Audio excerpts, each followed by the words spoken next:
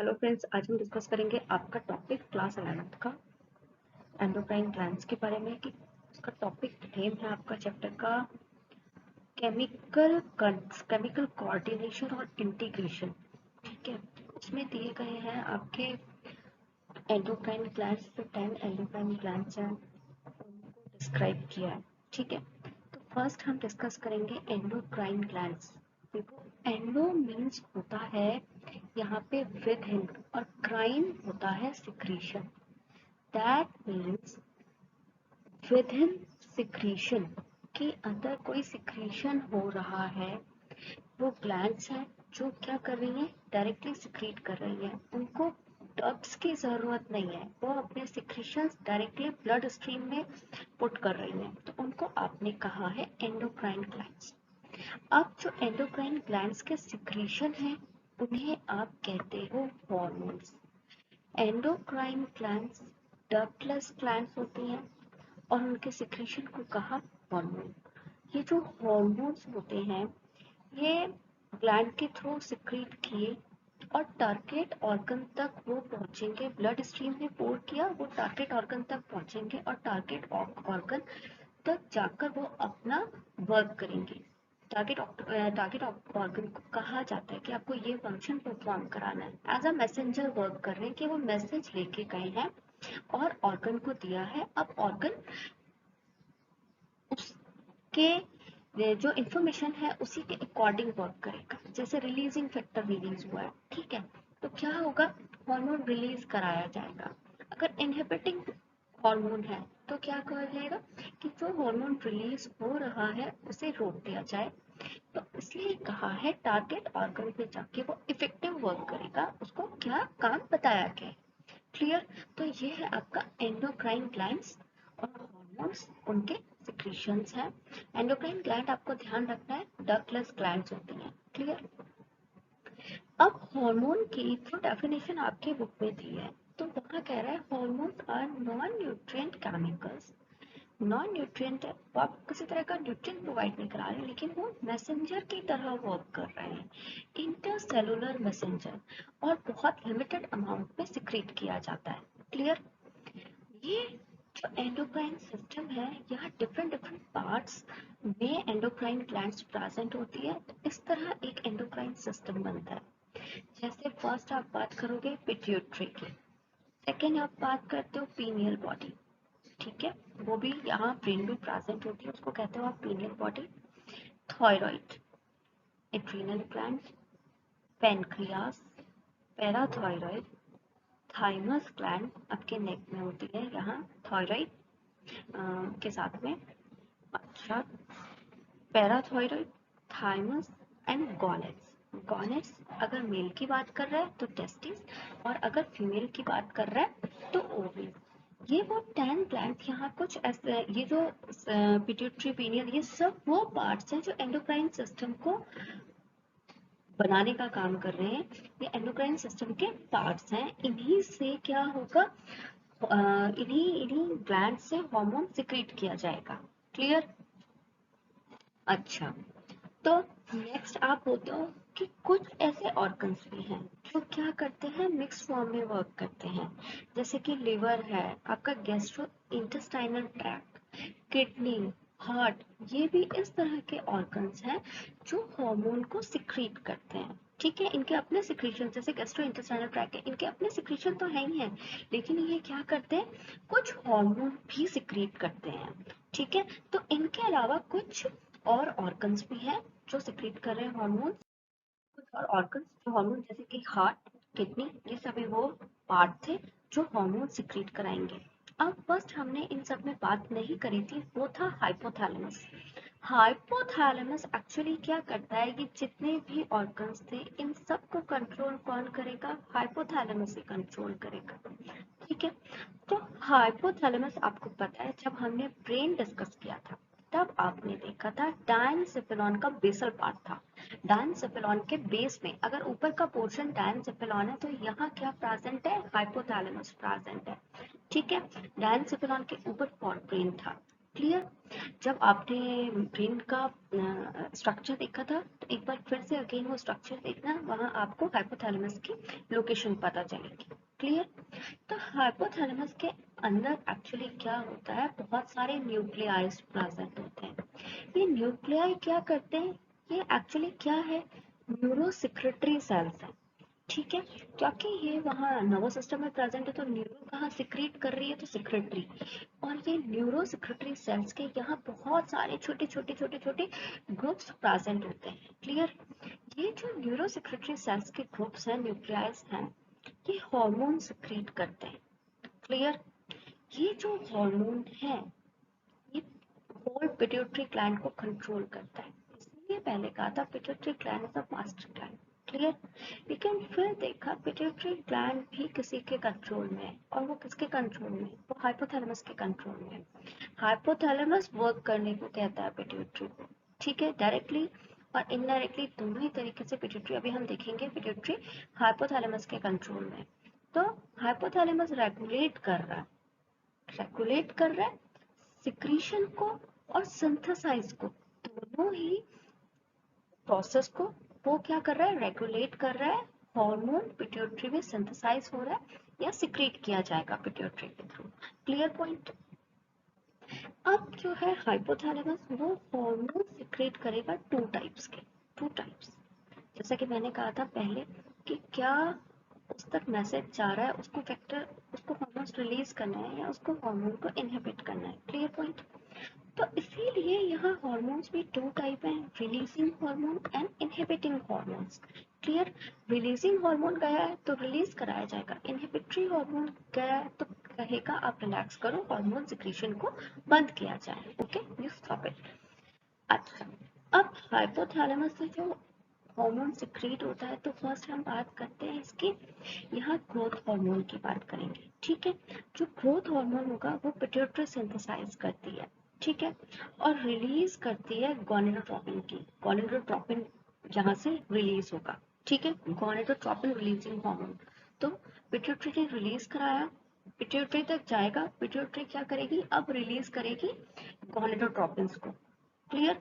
ये तो हुई आरएच की बात। अब ये इसको इनहिबिट कैसे करेगा, अब हाइपोथैलेमस पिट्यूटरी को मैसेज भेजेगा, कैसे भेजेगा, वो बोलेगा सोमेटोस्टैटिन, तो सोमेटोस्टैटिन सिक्रीट किया जाए, तो सोमेटोस्टैटिन सिक्रीट होगा। अब क्या होगा, पिट्यूटरी जो सिंथेसाइज कर रही थी अब उसको इनहिबिट करेगी, कि ग्रोथ हार्मोन को अब इनहिबिट करेगी, रिलीज नहीं होने देगी। ठीक है, क्लियर पॉइंट? तो इस तरह से रिलीजिंग और इनहिबिटरी हॉर्मोन्स वर्क करते हैं कि कौन से अब हार्मोन को रिलीज करना है या अब हार्मोन को इनहिबिट करना है। ठीक है, ये जो हार्मोन्स हैं ये एक्चुअली ओरिजिनेट तो कहाँ होंगे, हाइपोथैलेमिक न्यूरॉन्स में। अभी हमने ये बात करी न्यूरोसिप्टरी सेल्स की, तो इसी तरह से हाइपोथैलेमस में जो न्यूरॉन्स प्रेजेंट होते हैं वो ओरिजिनेट करते हैं। ठीक है, न्यूरॉन्स में ओरिजिनेट हुआ, अब पास कैसे होगा, जब न्यूरॉन्स की आप स्टडी करते हो तो आपने देखा था इस तरह से न्यूरॉन में नीचे एक्सॉन पार्ट था, यहाँ एक्सॉन पार्ट था, यहाँ इस तरह से ये डेंड्राइट्स पार्ट था, और बीच में थी न्यूरॉन बॉडी, और यहाँ से डेंड्राइट्स पास हो रहे थे। क्लियर?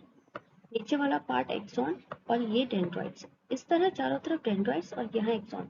तो ये हाइपोथैलेमिक न्यूरॉन अगर है तो हम बात करेंगे कि हार्मोन सिंथेसाइज हुआ, अब सिक्रीट कैसे होगा, एक्सॉन के थ्रू। और जो लास्ट में ये नर्व एंडिंग्स जो होगी, साइनेप्टिक नर्व्स यहाँ प्रेजेंट होते हैं, इनके थ्रू क्या करा दिया जाएगा, उसे रिलीज करा दिया जाएगा। क्लियर बात? तो नर्व एंडिंग के थ्रू रिलीज हो जाएगा, यहाँ सिंथेसाइज हुआ, एक्सॉन में पास हुआ और नर्व एंडिंग्स के थ्रू रिलीज हो गया। Clear point? अब ये जो हॉर्मोन्स हैं जैसे ही यहाँ से रिलीज होते हैं सीधा जाते हैं पिट्यूटरी के पास कि आपके लिए मैसेज है। ठीक है, कैसे जाएंगे, वो जाएंगे सर्कुलेटरी सिस्टम के थ्रू, पोर्टल सर्कुलेटरी सिस्टम, जो रेगुलेट करेगा फंक्शन को, किसके फंक्शंस को, एंटीरियर पिट्यूटरी के। ठीक है, तो ये ब्लड के थ्रू जा रहा है, उसमें पोर्टल सर्कुलेटरी सिस्टम यूज हो रहा है। लेकिन जब आप बात करते हो पिट्यूटरी में पोस्टीरियर, पिट्यूटरी के भी टू पार्ट्स हैं, हम अभी देखेंगे उसे, एंटीरियर एंड पोस्टीरियर पिट्यूटरी।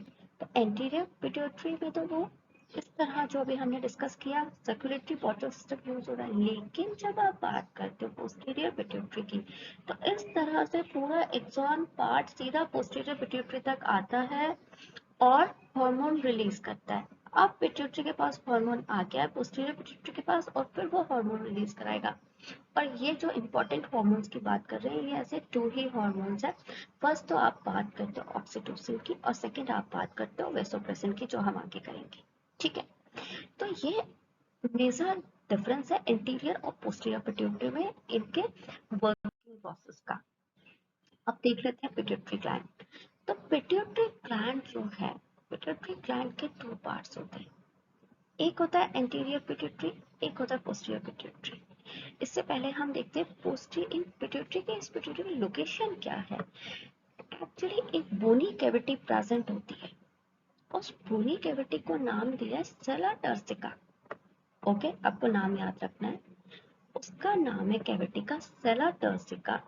और वहां पे एक हाइपोथैलेमस से अटैच है स्टॉक के थ्रू, एक स्टॉक प्रेजेंट है। ठीक है, सपोज करो ये स्टॉक है और ये पिट्यूटरी है, तो क्या है पिट्यूटरी और हाइपोथैलेमस के बीच में एक स्टॉक प्रेजेंट है। क्लियर बात, कहाँ प्रेजेंट है, एक छोटी सी कैविटी प्रेजेंट है जिसे आपने नाम दिया सेला टर्सिका। Clear point. अब हम देखते हैं पिट्यूटरी। पिट्यूटरी ग्लैंड है, इसके 2 पार्ट्स, एक है इंटीरियर पिट्यूटरी, एक है पोस्टीरियर पिट्यूटरी। एंटीरियर पिट्यूटरी जैसा हमने बताया था उसने वर्क किया कि हाइपोथैलेमस में ये जो न्यूरॉन्स प्रेजेंट है इन्होंने अपना सिक्रीशन छोड़ा और वो पोर्टल सर्कुलेटरी सिस्टम के थ्रू एंटीरियर पिट्यूटरी में आया। क्लियर।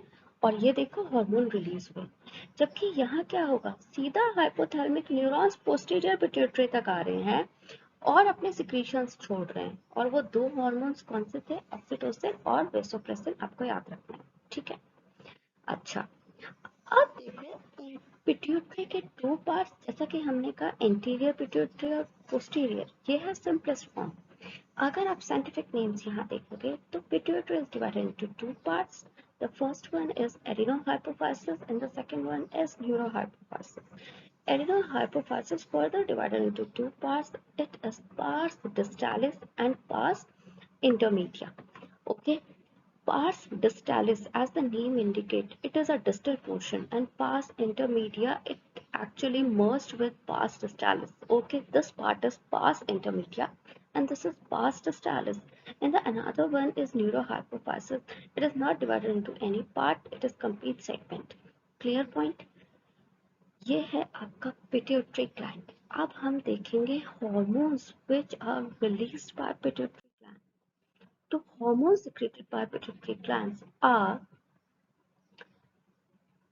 अब hormones भी जहाँ रिलीज होंगे तो पास डिस्टालिस से भी और पास इंटरमीडिया से भी। तो फर्स्ट हम देखेंगे hormones which are released by pass डिस्टालिस।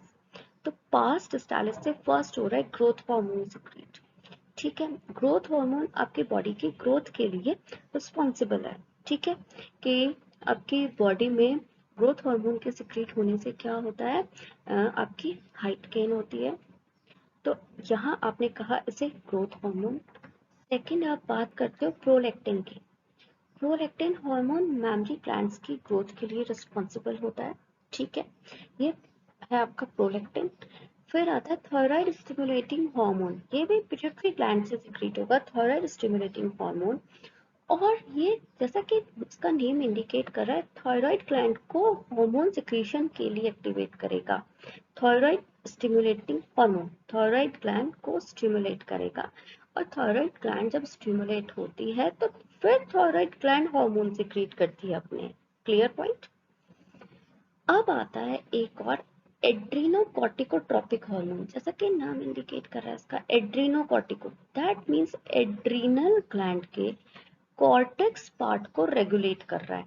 Adrenal gland के कॉर्टेक्स, किडनी के ऊपर एड्रीनल ग्लैंड प्रेजेंट होती है और एड्रीनल ग्लैंड के भी 2 पार्ट्स होते हैं, एक तो होता है कॉर्टेक्स रीजन, एक होता है मेडुला रीजन। तो ये कंट्रोल करेगा कॉर्टेक्स रीजन को। ठीक है, तो ये वहाँ क्या करेगा, सिंथेसाइज कराएगा और सिक्रीट कराएगा स्टीरॉयड हार्मोन्स, जिनको कहा है ग्लूकोकॉर्टिकॉइड्स। ठीक है, ये एड्रिनल के कॉर्टेक्स पार्ट से सिक्रीट होता है ग्लूकोकॉर्टिकॉइड, उसको रेगुलेट कर रहा है कौन, एसीटीएच, एड्रीनोकॉर्टिकोट्रोपिक रिलीज हार्मोन, एड्रीनोकॉर्टिकोट्रोपिक हार्मोन कह सकते हो आप इसे। अब है luteinising hormone LH and FSH। Important thing यहाँ थोड़ा सा ये इलाबोरेट है, LH एंड FSH ये मेल और फीमेल दोनों में सिक्रीट हो रहा है। तो देखो फर्स्ट हम देखते हैं FSH तो एक्चुअली क्या करेगा, फॉलिकल स्टिमुलेटिंग हार्मोन, जैसा कि नाम इंडिकेट कर रहा है फॉलिकल्स। तो मेल में करेगा स्पर्मेटोजेनेसिस को कंट्रोल, के स्पर्म्स का फॉर्मेशन हो रहा है, और फीमेल में करेगा रिप्रोडक्टिव साइकिल को कंट्रोल। ठीक है, जो ओवा का प्रोडक्शन हो रहा है, जो फॉलिकल्स मैच्योर हो रहे हैं वहां उनको कंट्रोल करेगा। ये जो ल्यूटेनाइजिंग हार्मोन है ये क्या करेगा, LH और FSH दोनों को आप कहते हो गोनेडोट्रोपिन हार्मोन्स। ठीक है, ये एंड्रोजन्स को सिक्रीट कराता है, LH एंड्रोजन सिक्रीट कराएगा। ठीक है, ये दोनों ही क्या करते हैं, गोनेडोट्रोपिक एक्टिविटी के लिए रिस्पॉन्सिबल है, इसलिए आप इनको क्या बोलते हो, गोनेडोट्रोपिक हार्मोन्स भी कहते हो। Clear point. अब देखो FSH क्लियर हुआ, LH ने क्या किया, एंड्रोजन्स को एक्टिव किया और मेल्स में। ठीक है, लेकिन जब फीमेल्स की बात करते हो तो यहाँ ये क्या करेगा, ग्राफियन फॉलिकल को बनाने में हेल्प करेगा और कार्पस लूटियम को मेंटेन करने में हेल्प करेगा। Corpus luteum actually Graafian follicle के बाद जो बचा हुआ सेगमेंट होता है, जो बचा हुआ रेमिनिसेंट प्लाजेंट है, उसे आप बोलते हो ल्यूटेनाइजिंग हार्मोन। क्लियर बात, उसे कहोगे LH, ओ सॉरी कार्पस लूटियम, सॉरी उसे आप कहोगे कार्पस लूटियम, पर ये वर्क कौन कर रहा है, ये LH वर्क करा रहा है। Clear point. ये हुई LH और FSH की बात। ये थे हार्मोन्स आपके जो पास्ट 40 से। अब बात आती है इंटरमीडिया से। तो देखो मेलानोसाइट MSH होता है, मेलानोसाइट स्टिमुलेटिंग हार्मोन्स, कि जो मेलानोसाइट प्रेजेंट मेलानिन बनता है बॉडी में, वो किस अमाउंट में बनना है, कितना मेलानिन बनना है, उसको रेगुलेट यही करेगा। क्लियर। इसको आप कहते हो मेलानोसाइट स्टिमुलेटिंग हार्मोन, कि मेलानोसाइट्स को स्टिमुलेट करेगा मेलानिन प्रोडक्शन के लिए।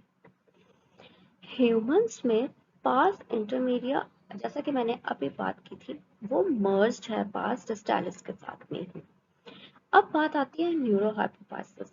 तो न्यूरोहाइपोफाइसिस जैसा आपने पिट्यूटरी ग्लैंड के न्यूरोहाइपोफाइसिस में देखा था, सीधा एक हाइपोथैलेमिक न्यूरॉन आया था और उसने क्या किया था, जो न्यूरोहाइपोफाइसिस में नीचे जो बड़ा लोब प्रेजेंट था उसे आप बोलते हो पार्स नर्वोसा। उस नर्वोसा में उसने क्या किया, स्टोर भी किया और नर्वोसा से रिलीज भी कराएगा हॉर्मोन्स को। और वो टू हॉर्मोन्स थे, हम थर्ड टाइम डिस्कस कर रहे हैं, वो ऑक्सीटोसिन एंड वेसोप्रेसिन। ऑक्सीटोसिन का तो वर्क होता है, ये स्मूथ मसल्स को कंट्रोल करता है जो आपकी बॉडी में।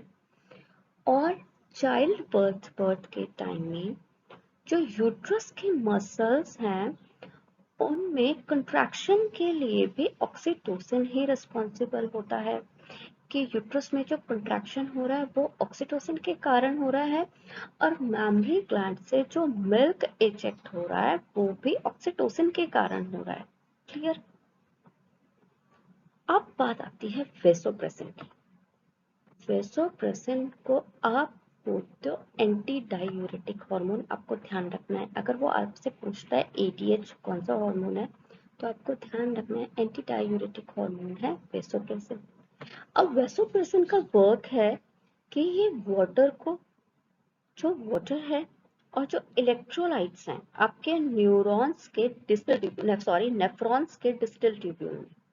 ठीक है, आपको नेफ्रॉन के पार्ट अगर याद हैं तो वहां था मेल्पिजियन कॉर्पस, फिर था proximal convoluted tubule, Henle's tube and distal convoluted tubules और कलेक्टिंग डक्ट। तो जो डिस्टल कॉन्वोल्यूटेड ट्यूब्यूल है, ये जो डिस्टल कॉन्वोल्यूटेड ट्यूब्यूल है, अब जितना भी फिल्टर होके यूरिन आया है तो डिस्टल पार्ट में पहुंचेगा, फिर कलेक्टिंग डक्ट में जाएगा। तो वो कलेक्टिंग डक्ट में जाएगा उससे पहले ही डिस्टल ट्यूब्यूल में ये हार्मोन वर्क करता है कि जितना भी वाटर है उसको रीअब्सॉर्ब करो। ज्यादा पानी जा रहा है तो उसको रीएब्सॉर्ब कर लिया जाए, इलेक्ट्रोलाइट्स जा रहे हैं तो उसे रीएब्सॉर्ब करे। ठीक है, तो इसीलिए इसे बोलते हैं एंटी डायूरेटिक हार्मोन, कि डायूरेसिस की कंडीशन नहीं होने देगा, इसीलिए कहा एंटी डायूरेटिक हार्मोन। क्लियर हुआ? वेसोप्रेसिन का वर्क अब आपको पता है, वेसोप्रेसिन का वर्क है reabsorption of water and electrolytes from the distal part. ठीक है, क्लियर? तो यूरिन जो फॉर्मेशन हुआ है उस वो जब डिस्टल पार्ट में पहुंचता है तो वहां से रीअब्सॉर्ब करेगा वाटर इलेक्ट्रोलाइट्स को। क्लियर हुआ ये पॉइंट? क्योंकि अगर आपको नेफ्रॉन का स्ट्रक्चर याद नहीं है इसलिए मैंने आपको नेफ्रॉन का स्ट्रक्चर याद करा। अभी क्लियर है ये पॉइंट? तो ये थे वो आपके हार्मोन्स जो पिट्यूटरी से सिक्रीट हुए।